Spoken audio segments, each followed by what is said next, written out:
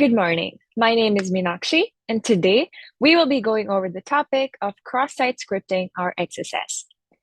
Let us recall the story of Little Bobby Tables from the SQL injection lecture in the previous class. We are going to be introduced to his cousin, Little Bobby Scripts. The problem faced by Little Bobby Scripts is usually when he visits certain web pages which ask for his name, he gets this weird pop-up alert which lists some information.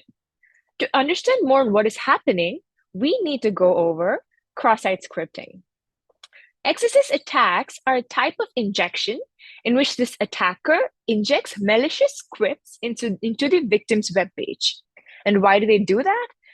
Because this allows them to modify the JavaScript of a different website. We know that JavaScript interact with HTML documents using DOM APIs provided by the browser, which means that by modifying the DOM, we can do serious damage by defacing the web page, stealing some CSR tokens, or even some browser cookies. Let us start with a classic example of XSS, which is this web page, which asks for user's name and on pressing submit, generates this hello name tag with the particular user's name. On a normal example, let us say Bobby enters his name.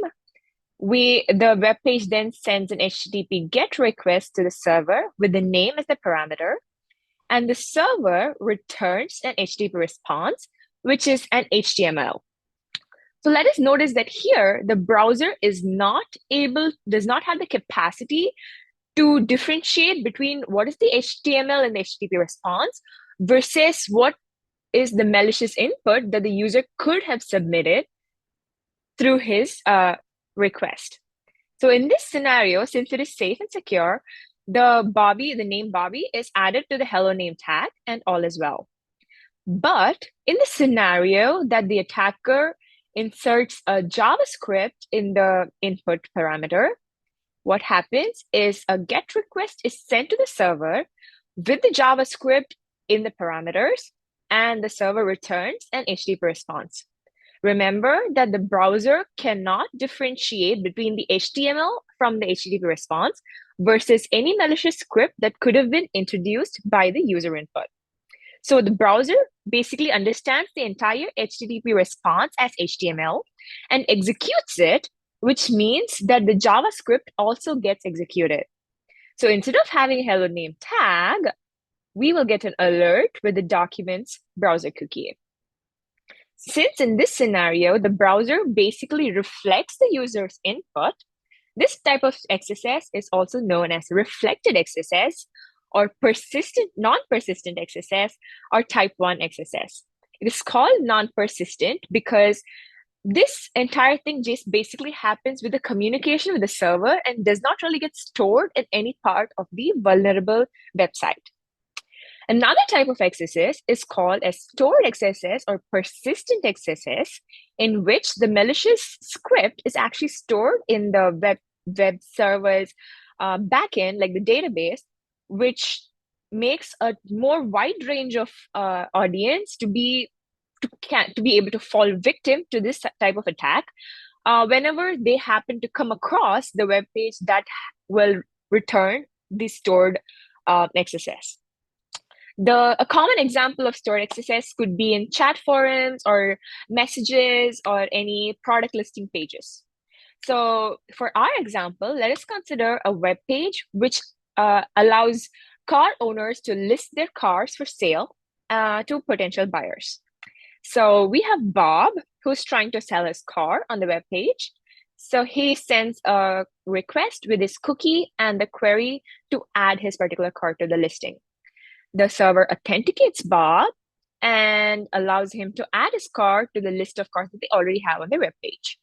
Bob has the option to put a picture of his car and add more details like the model, the make, and a link called the details, where the web page basically allows Bob to add more details about the car and along with HTML tags like bold or underline to make his information more attractive to his customers who come upon his listing.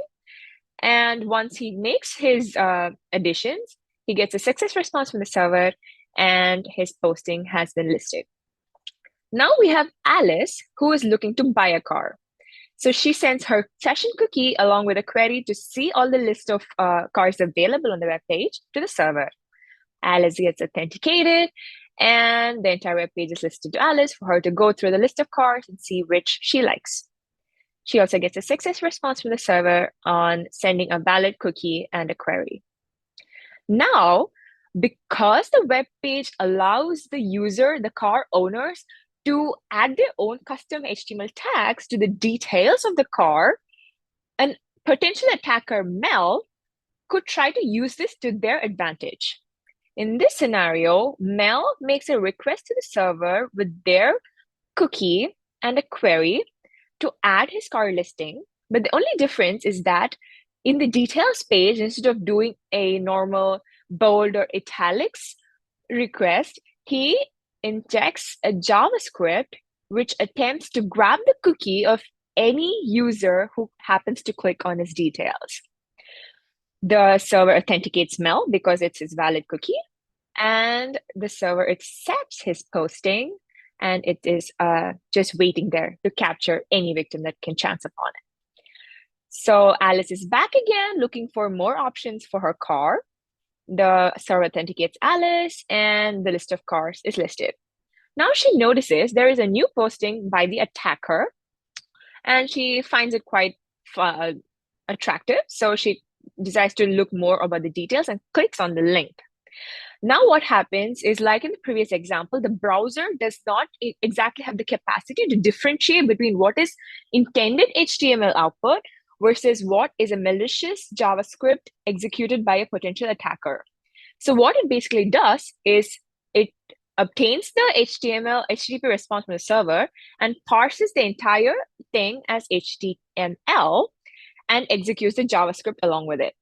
Because the attacker had embedded a JavaScript to obtain the document cookie and safely send it over to himself, because Alice happened to click on his details, Alice's browser cookie will be sent over to the adversary.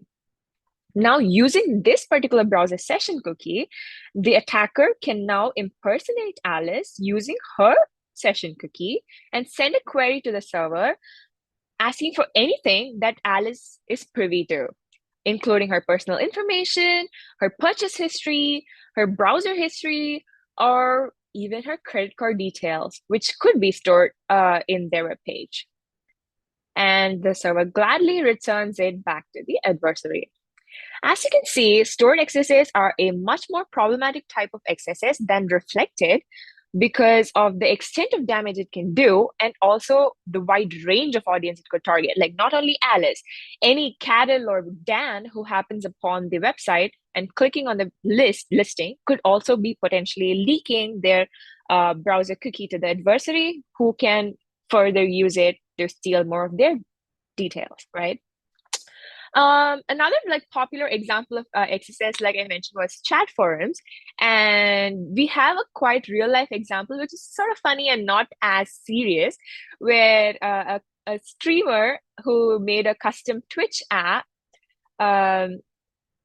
did not check for XSS, and his viewers took it over. So let me put it this way. You guys found a vulnerability in the chat client that... Don't mind me. Oh my goodness. I'm just gonna sit back and sip my tea and...